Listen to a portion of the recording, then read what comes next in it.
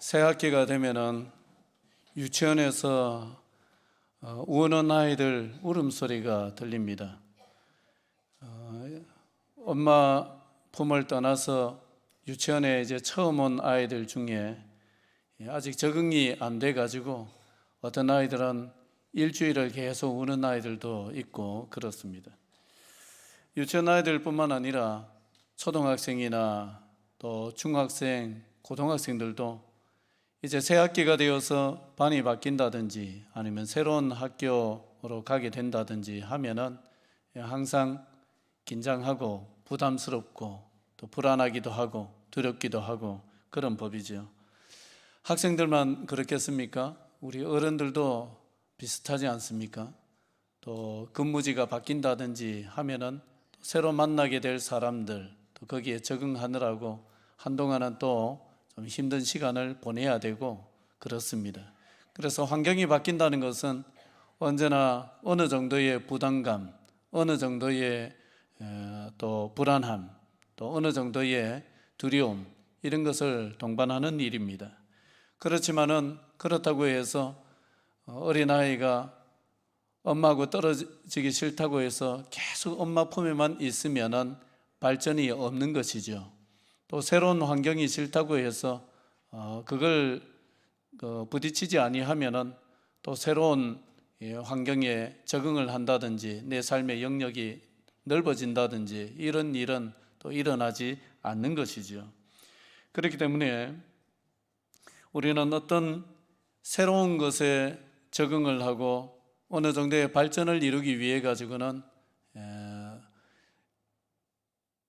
부담감이라든지 새로운 환경에 적응하는 또 부담감, 또 불안함, 어느 정도의 두려움 이런 것을 마땅한 대가로 알고 치러낼 수 있어야 됩니다. 역으로 말을 한다면은 지금까지 익숙했던 환경이 너무 편하고 좋아도 또 발전을 위해서라면은 익숙함과 결별을 할 수도 있어야 되지 않겠습니까? 그런 말씀입니다. 오늘은 예수께서 베데스다 연못 곁에 있던 38년 된 병자를 고치신 사건을 살펴보는데 이 사건을 익숙함에서 벗어나야 한다는 이런 주제를 가지고 한번 살펴봤으면 합니다. 오늘 이야기는 예루살렘 성 양문 곁에 있는 베데스다 연못 가에서 일어난 사건입니다. 예루살렘 성 북편에는 양을 거래하는 사람들이 양을 데리고 들락날락 했던 문이 있었는데 양을 데리고 들락날락 했다 해서 그 문의 이름을 양문이라고 붙여놨습니다. 그 양문이라는 문 옆에 연못이 하나 있었는데 그 연못 이름은 베데스다였습니다. 그리고 그 연못 옆에는 행각이 5채가 있었습니다. 그 행각에는 앞을 못 보는 맹인, 다리 저는 사람, 혈기 마른 사람, 각색 병자 이런 사람들이 병을 고치기 위해서 누워 있기도 하고 모여 있었습니다. 자, 3절과 4절 같이 한번 읽겠습니다. 시작. 그 안에 많은 병자, 맹인, 다리 저는 사람, 혈기 마른 사람들이 누워 물의 움직임을 기다리니 이는 천사가 가끔 못에 내려와 물을 움직이게 하는데 움직인 후에 먼저 들어가는 자는 어떤 병에 걸렸든지 낫게 되밀어라. 그대로 띄워주시고요. 저 보시면은 여러분들이 가진 성경에도 보시면은 3절에 말미에 보면은 누워 다음에 물의 움직임 거기에 괄호가 하나 있습니다. 그리고 4절 말미에 닫는 괄호가 있고요. 이 괄호의 의미는 성경은 많은 사본이 있는데 어떤 사본에는 저 부분이 없다는 얘기입니다. 있는 부분도 있고 있는 사본도 있고 없는 사본도 있고 그래서 그것을 표시를 해놓은 것입니다. 베데스다 연못에는 가끔 천사가 내려와서 물을 휘휘 젓는다는 것입니다. 그때 제일 먼저 연못에 들어가는 사람은 어떤 병에 걸렸든지 다 낫는다는 거예요. 전설 같은 이야기입니다. 아마 어떤 일이 있기는 있었는가 본데 이야기가 전해지면서 과장이 더해져서 그런 전설 같은 이야기가 생겨난 게 아닌가 싶습니다. 거기에 또 절박한 사람들, 지푸라기라도 잡아야 되는 절박한 사람들이 또 몰려들고 이래 하다 보니까 이 전설 같은 이야기가 사실로 굳어져서 이래 내려오고 있었던 것입니다. 가만히 보면은 이 베데스다 연못이 꼭 우리가 사는 세상과 비슷합니다. 우리 인생도 원래 절박하지 않습니까? 돈에 절박하든지 또 건강에 절박하든지 또 인간관계에 절박하든지 어쨌든 우리의 인생도 절박한 것입니다. 베데스다 연못 옆에 행각 5에 맹인도 있었고 다리 저는 사람도 있었고 거기에 혈기 마른 사람도 있었습니다. 이 또한 우리와 비슷합니다. 항상 부딪히고 갈등하는데 또 이걸 해결을 잘 못 해내면서 또 서로에게 고통을 주면서 살아가기도 합니다. 남의 문제는 잘 보이는데 막상 내 문제는 잘 못 보고 살아갑니다. 이런 것이 어쩌면은 우리의 맹인된 모습이 아니겠습니까? 뻔히 답은 아는데 이게 몸으로 잘 안 되는 거예요. 마음이 허락지 않아서 못하기도 하고 또 어떤 때는 의지가 약해서 안 되기도 하고 그렇게 또 우리가 살아갑니다. 그리고 내가 아버지로서 이런 아버지가 되어야 되겠다. 모범 답안은 알고 있습니다. 어머니로서 또 아내로서 이러한 어머니 이런 아내가 되었으면 좋겠다. 답은 알고 있는데 그런데 또 그대로 살아가기는 또 다른 차원의 문제입니다. 잘 안 될 때가 있습니다. 이런 것들이 뭡니까? 다리를 저는 모습들이 아니겠습니까? 사는 게 재미가 없고 의욕이 떨어져서 뭘 하고 싶은 것 자체가 없습니다. 뭘 해도 또 별 의미를 느끼지를 못합니다. 이런 것들이 어쩌면 또 혈기 마른 모습들이 아니겠습니까? 요즘을 보면은 다들 지쳐서 사는 것 같아요. 청년들은 독수리 날개치며 올라간 같은 새 힘이 있어야 되는데 청년들도 삶이 넉넉지 않습니다. 얼마나 바쁜지 이리 치고 저리 치여서 많이 지쳐 있고 어른들은 또 수십 년 그런 삶을 살다 보니까 또 지쳐 있기도 하고 활력이 많이 없는 경기도 또 어렵다 하니까 활력이 더 없는 것 같습니다. 이런 것들이 또 혈기 마른 모습들이 아니겠는가 생각합니다. 그러니까 우리가 사는 이곳이 꼭 베데스다 연못이고 우리가 어쩌면은 거기에 모여 있었던 맹인이고 다리 저는 사람들이고 또 혈기 마른 사람들이고 그런 것 같습니다. 가장 먼저 들어가는 사람만 낫는다고 그래요. 여기에 내려오는 이야기가 우리 사는 세상도 마찬가지 아닙니까? 몇 등만 알아주는 세상, 1등만 알아주는 세상, 2등은요? 2등은 모르죠. 금메달 딴 사람만 기억합니다. 이 세상도 어쩌면은 참 이런 모습입니다. 이겨야 산다는 명제는 이미 진리와 같이 굳어졌습니다. 신앙이 뭐냐? 우리가 사는 이 세상이 베데스다 연못과 같은 곳이고 그 행각에 모여 있었던 사람들인 맹인, 다리 저는 사람, 혈기 마른 사람들이 특별한 사람들이 아니라 그게 내가 그렇고 우리가 다 이런 모습으로 산다는 것을 우리가 깨닫고 인지하는 것, 인식하고 사는 것, 사실 이게 신앙입니다. 이게 신앙입니다.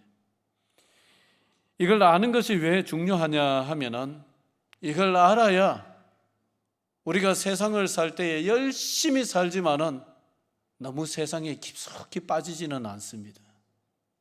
이걸 알아야 우리가 세상을 살다가 열심히 살았는데 또 돌아오는 대가가 그만큼 돌아오지 않아도 크게 실망하거나 크게 절망하거나 하질 않을 수가 있습니다.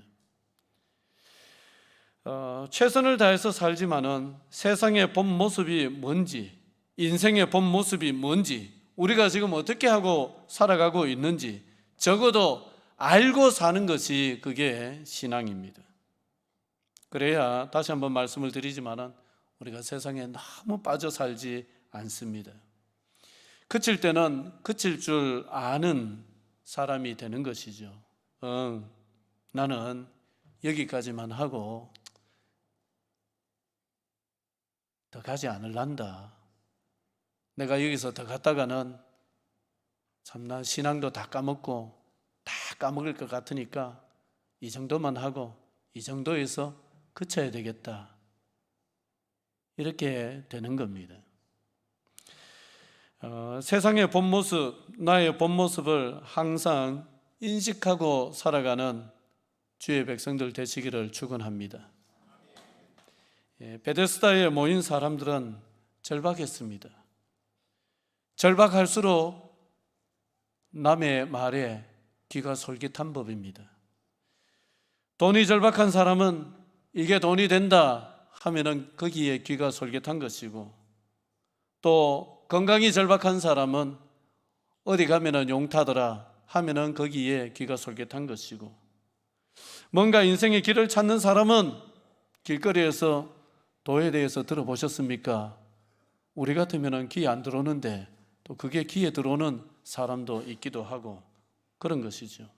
그래서 어쨌든 절박하게 되면은 자꾸 귀가 얇아질 수가 있습니다. 그 중에 한 사람이 오늘 본문에 나오는 38년 된 병자입니다. 자, 5절과 6절 읽겠습니다. 시작. 거기 38해 된 병자가 있더라. 예수께서 그 누운 것을 보시고 병이 벌써 오래된 줄 아시고 이르시되 내가 낫고자 하느냐. 38년 된 병자라고 합니다. 38년 동안 병에 고생하고 고치지를 못하였습니다. 그런데 이 사람은 적어도 베데스다라는 세상에서 희망이 있는 사람입니까? 없는 사람입니까? 베데스다 연못에는 몇 등 해야 병이 나아요? 1등 해야 병이 나았습니다. 이 사람은 희망이 없죠? 왜 없어요? 38년 동안 1등 못했어요. 안 되는 거예요. 앞으로는요? 안 될 거예요.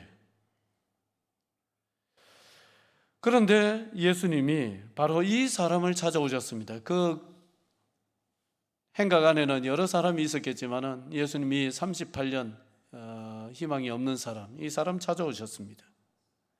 그리고는 보시고는 병이 오랜 줄 아셨습니다. 그런데 묻습니다. 네가 낫고자 하느냐? 여러분, 당연한 걸 왜 묻습니까? 당연한 거잖아요. 당연한데 왜 묻습니까? 그냥 고쳐주시면 되잖아요. 그런데 물으시는 이유가 있습니다.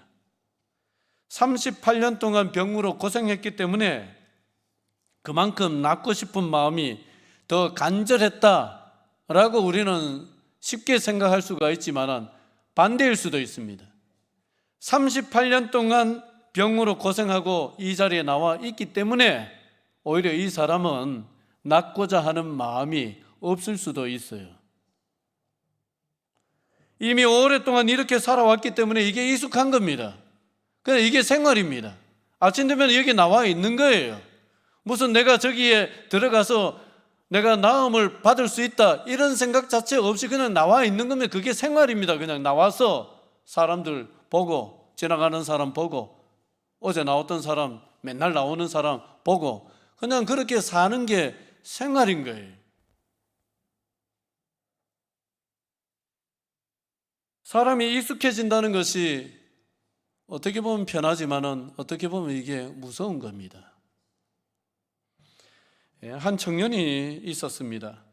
이 청년은 아이디어가 번뜩이는 아이디어가 있었어요. 뭘 한다 하면은 굉장한 아이디어가 막 쏟아져 나오는데 들어보면 굉장히 놀라워요. 그리고 재능이 많았어요. 다재다능해요. 노래도 잘하고 악기도 잘하고 이것저것 잘하는 청년이었습니다. 그래서 청년의 행사가 있어서 그 청년에게 중요한 역할을 맡겼습니다. 그런데 막상 행사 당일날 이 청년은 나타나지 않았습니다. 속이 상했지만은 크게 뭐라 하지를 않고 대충 얘기를 하고 넘어갔습니다. 그런데 그 이후에도 그런 일이 몇 차례 더 반복되었습니다. 알고 보니까 그 청년은 잠수병이 있었어요. 잠수병 아세요? 예, 잠수병이라는 게 뭐냐 하면은 이 말도 이미 나온 지 꽤 된 말인데 잠수 탄다. 예, 그렇게 표현을 하는데 뭔가 부담스러운 상황이라든지 뭔가 책임을 져야 되는 일이라든지 이런 게 있을 때 그게 부담이 되었어. 그냥 도망치는 거예요. 안 나타나는 거예요. 이런 것을 잠수 탄다라고 하고 잠수병이라고 합니다. 그 청년이 아이디어도 좋고 또 다재다능하고 하지만은 부담스러운 역할을 감당을 못해요. 뭔가 책임을 져야 되는 역할을 감당을 못하는 거예요. 그래서 맡겨놓으면은 그 맡겨놓기 전까지만 해도 잘하던 사람이 맡겨놓으면은 잠수 타고 안 나타납니다. 펑크를 내기 일쑤입니다. 그래서 제가 이거는 내가 속상해서가 아니라 저 청년을 위해서 한번 얘기는 해줘야 되겠다 해서 한번 얘기를 했습니다. 너 그런 식으로 살면은 넌 평생 도망치는 사람밖에 안 돼. 지금은 네가 20대여서 주변에 있는 사람들이 이해를 해주고 뭐 그럴 수 있지 이래 해주지만은 네가 나이가 40이 되고 네가 나이가 50이 되었는데도 여전히 이런 식으로 네가 산다면은 주변 사람들은 너 이해 안 해줘. 너는 사회적으로 어쩌면은 버림받을 수도 있어. 너 지금 아직도 주변 사람들이 이해를 해줄 수 있는 이 나이 때 이거 죽기 살기로 고쳐야 된다. 힘들어도 나타나라. 네가 잘할 필요 없다. 멋지게 해낼 필요 없다. 뭐 좋은 성과를 낼 필요도 없으니까 너는 그냥 그 시간 되면 나타나기만 해라. 그래 얘기를 해준 적이 있습니다. 여러분, 회피하고 도망치는 데 익숙하면 아무것도 못합니다. 인생이 떠돌이가 되고 맙니다. 도망치면서 사는 그 익숙하면서 죽을 힘을 다해서 빠져나와야 됩니다. 도망치면 당장의 책임은 안 질 수도 있겠죠. 부담스러우면서 피할 수는 있겠죠. 그렇게 피하는 게 아니거든요. 그러한 익숙함과 결별해야 됩니다. 힘들어도 부담스러운 상황을 견뎌야 합니다. 신앙생활도 마찬가지입니다. 쉽게 나약함과 게으름에 빠지는 것이 습관처럼 몸에 배면 절대로 신앙이 자라나질 않습니다. 편안함에서 벗어나야 됩니다. 몸을 너무 편하게 하면 신앙생활이 안 되게 되어 있습니다. 희한합니다. 신앙생활은 몸을 조금 피곤하게 해야 신앙생활이 됩니다. 잘 거 다 자고 하고 싶은 거 다 하고 신앙생활 절대 안 됩니다. 신앙생활은 하고 싶은 거 좀 절제하고 잠도 좀 절제하고 내 편한 거 좀 절제하고 몸을 조금 피곤하게 만들어야 신앙생활이 되게 되어 있습니다. 그게 신앙생활입니다. 그거 하기 싫어서 내가 그냥 편한 대로 익숙한 대로 해버리면 평생 신앙생활을 종교생활로 하게 됩니다. 그건 종교생활이에요. 때 되면 왔다가 때 되면 갔다가 이거밖에 안 됩니다. 신앙이 우리에게 주는 깊은 샘물과 같은 영적인 이런 은혜를 맛보지를 못하게 됩니다. 여러분, 몸을 좀 불편하게 하시기 바랍니다. 그러면 샘물과 같은 은혜를 맛보는 신앙의 새로운 차원의 세계가 여러분들 앞에 열리게 될 것입니다. 38년 된 병자에게 물어보셨습니다. 네가 낫고자 하느냐? 당연한 건데 왜 물어보시느냐? 너에게 정말 낫고자 하는 마음이 있느냐? 너는 이미 38년 동안 여기에 이 자리에 매일같이 나와 있어서 이것이 익숙해서 정말 낫고자 하는 마음은 오간데 없이 사라져버리고 그냥 이게 생활이 되어 있지 않느냐? 나는 너를 고칠 능력이 있다마는 더 중요한 것은 네가 정말 낫고자 하는 의지가 네 속에 있느냐? 바뀌고자 하는 의지가 네 속에 있느냐? 뭔가 변화되고자 하는 의지가 네 속에 있느냐? 뭔가 영적으로 성장하고자 하는 의지가 네 속에 있느냐? 너에게 그것이 있어야 된다. 그래서 주님이 불편하지만은 뻔한 질문처럼 보이는 이 질문을 하시는 겁니다. 주님의 이 음성이 우리에게도 들려야 됩니다. 내 마음에도 들려야 됩니다. 때로는 이 질문은 갈등을 유발하는 질문이에요. 우리 주님은 불을 집어 던지러 오셨다고 했어요. 우리 주님은 제가 별명을 붙이기는 갈등 유발자예요. 갈등 제조기예요. 우리 주님은. 우리 주님이 내 심령에 들어오시면 자꾸 갈등이 일어납니다. 전에는 괜찮았는데 자꾸 부딪힙니다. 전에는 편하게 어울렸던 사람들이 이제는 좀 불편해지기 시작합니다. 그게 우리 주님입니다. 그래서 주님께서 네가 낫고자 하느냐? 나는 익숙한데요. 네가 낫고자 하느냐? 자꾸 집요하게 질문을 던지세요. 여기 우리가 대답을 해야 됩니다. 그래, 나도 이렇게 사는 것이 지겹다 이제. 그렇다고 집 나가지는 마세요. 나도 이렇게 사는 게 지겹다. 언제까지 내가 이런 모습으로 살아야 되나? 내가 신앙생활을 하기는 하는 것 같은데 뭔가 참 정말 내가 주님을 위해서 뭔가 한번 뜨겁게 타오르는 이런 것은 없이 내가 계속 이렇게 살아야 되느냐? 여러분, 그렇게 내 속에서부터 내가 성장하고 싶다, 내가 변화되고 싶다, 삶을 바꾸고 싶다, 뭐라도 이러한 열망이 우리 속에서 일어날 수 있기를 주의 이름으로 축원합니다.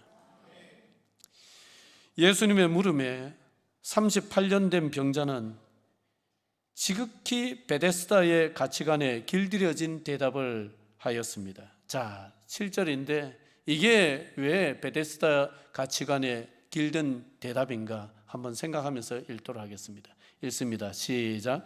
병자가 대답하되 주여, 물이 움직일 때에 나를 못에 넣어주는 사람이 없어 내가 가는 동안에 다른 사람이 먼저 내려가나이다. 무슨 말입니까? 내가 1등 해야 낫겠는데 내가 다른 사람들보다 먼저 가서 다른 사람들 이기고 1등으로 저 베데스다 연못에 뛰어들어야 낫겠는데 나를 넣어주는 사람 없습니다. 내가 가는 동안에 내보다 더 빠른 사람들이 먼저 가버립니다. 결국 이게 세상의 가치관에 길들여진 대답이죠. 지극히 세상적인 방법으로 주님께 어쩌면 도움을 구하고 있는 겁니다. 내가 1등하게 해주세요. 우리도 이럴 때가 있잖아요. 요즘엔 좀 들어보기가 어렵습니다만은 제가 어렸을 적에만 해도 어른들이 위에서 기도해 주실 때 항상 이렇게 기도하셨어요. 머리는 될지언정 꼬리는 되지 말게 해 주십시오. 그럼 세상에 꼬리는 누가 합니까? 여러분, 꼬리 없는 동물이 있습니까? 꼬리가 있어야 되잖아요. 그럼 꼬리는 누구는 꼬리를 해야 되는 거죠. 우리가 다 머리 해버리면은 꼬리는 누가 합니까? 남들보다 앞서게 해달라. 머리는 되더라도 꼬리는 되기 싫다. 그러한 생각이고 기도겠죠. 여러분, 이게 뭐 직업을 가지고 머리다 꼬리다 할 수는 없지만은, 여러분, 길거리에 쓰레기를 치우고 하는 사람 부정직합니까? 정직합니까? 가장 정직할걸요? 여러분, 오히려 저 위에 있다고 하는 사람들, 텔레비전에 자주 나오는 사람들이 있잖아요. 예? 텔레비전에 누가 제일 자주 나옵니까? 예, 정자로 시작하고 끝자는 치자로 끝나는 그거 하는 사람들. 여러분, 그 사람들은 상당히 화려하고 나라의 지도자라고 하고 하지만은 어떻습니까? 더 정직합니까? 예, 굉장히 대답이 컸습니다. 그렇잖아요. 그래 본다면은 세상의 가치 기준을 가지고 누가 머리고 누가 꼬리고 하는데, 정말 하나님께서 보실 때는 누가 머리일까요?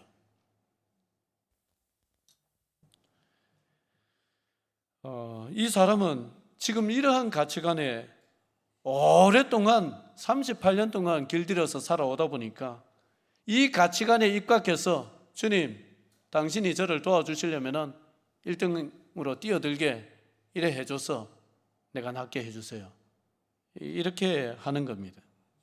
그런데 주님이 이 사람에 대해서 뭐라고 하십니까? 자, 8절과 9절을 한번 읽겠습니다. 시작. 예수께서 이르시되 일어나 네 자리를 들고 걸어가라 하시니 그 사람이 곧 나아서 자리를 들고 걸어가니라. 이날은 안식일이니, 이래 되어 있습니다. 여러분, 우리 주님이 야, 저 사람보다 네가 먼저 물에 뛰어들지어다 이래 하셨습니까? 다른 사람들보다 네가 가장 빨리 물에 뛰어들지어다 이렇게 하셨습니까? 그렇게 안 하셨어요.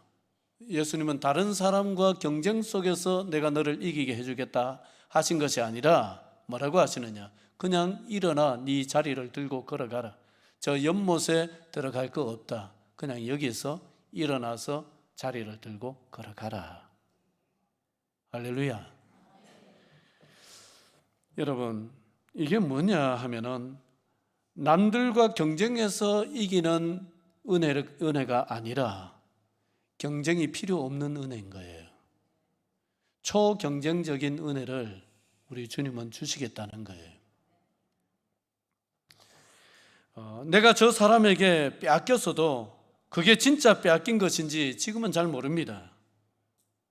주님이 나를 긍휼히 여기셔서 채우시면은 누가 더 차지하고 덜 차지하고 이런 것과는 상관없는 하늘에서 부어지는 은혜가 우리에게 임합니다. 그게 주님이 우리에게 주시는 은혜입니다. 초경쟁적인 은혜입니다. 제가 앞전에 살던 저 칠곡에 외관이라고 있습니다. 그 외관에 가면은 외관역이 있습니다. 우리 의성역이 더 좋습니다. 참고로 그 외관역이 있는데 그 외관역 광장 저 앞에서 볼 때 왼쪽 기퉁이 구체적으로 가르쳐 드리는 것을 한번 가보시라는 얘기. 앞에서 외관역을 바라봤을 때 왼쪽 끄트머리에 진짜 구석까지 가야 보이는 카페가 하나 있습니다. 오래된 낡은 집, 거의 무너지기 직전에 낡은 집입니다. 거기에 이제 카페가 있는 거예요. 들어가면은 굉장히 좁아요. 요즘에 대형 카페가 추세인데 여기는 좁아가지고 뭐 몇 사람 못 앉아요. 그리고 그 집에 들어가면은 그 테이블이고 사람 앉는 의자고 이거 전부 다 누가 버린 거 있잖아요. 버린다고 내놨는 거 그거 주워 와서 그거 갖다 놨어요. 다 그런 거예요. 거기다가 빈티지 카페 유행한 적이 있는데 이 집이 제가 가본 빈티지 카페 중에는 이거는 진짜 빈티지, 전부 다 고물딱지, 전부 다 버리는 거. 일부러 그렇게 막 칠을 해서 만든 게 아니라 진짜로 버리는 거 가지고 만들어 놓은 카페입니다. 그리고 주인장도 빈티지입니다. 그 카페 사장님 보면은 노숙하다가 온 사람처럼 보여요. 지금 볼 일은 없겠지요. 노숙하다가 온 사람처럼 보이는 사장님조차 빈티지입니다. 심지어는 카페에 화장실이 없어요. 화장실 볼일 보려면은 카페에서 나와서 외관 역사에 들어가서 한 30m, 40m 걸어가서 비 오는 날도 거기까지 가서 화장실 볼일을 봐야 되는 그런 카페인데 장사 잘 됩니다. 그런 카페인데 전에 제가 거기 카페에 앉아 있는데 어떤 아주머니가 제가 안 보이는데 두 사람이 주인이 잠시 밖에 나가고 얘기를 한 거 들어보니까 막 씩씩거려요. 이 카페 와봤자 불편하고 자기는 기차 타고 서울에서 와서 커피 마신다는 거예요. 그 서울에서 자기 친구 데려와서 이 카페에 왔어요. 이 카페는 화장실도 없고 막 오면은 이래 막 지저분하고 이런데 커피 맛 때문에 온다는 거예요. 커피 맛이 너무 좋아서. 그러니까 우리가 본질을 붙들면은 다른 거 없습니다. 하나님 앞에서 본질을 붙들어야 됩니다. 무엇이 정말 하나님 뜻에 맞는 것인가? 하나님 앞에서 본질을 붙들기만 하면은 경쟁을 초월하는 은혜가 임합니다. 여러분, 하나님이 주시는 은혜는 이런 것입니다. 남을 밟지 않아도 하나님이 이런 은혜를 베푸시면 되는 겁니다. 치열한 삶의 현장에서 여러분 믿음으로 살아오신 여러분의 삶을 응원합니다. 때로 익숙함과 결별하는 과감한 도전으로 인도하시는 주님께서 거기에 순종하며 걸어가고자 하는 여러분들에게 경쟁을 초월하는 은혜로 채워주시기를 다시 한번 축원합니다. 기도하겠습니다.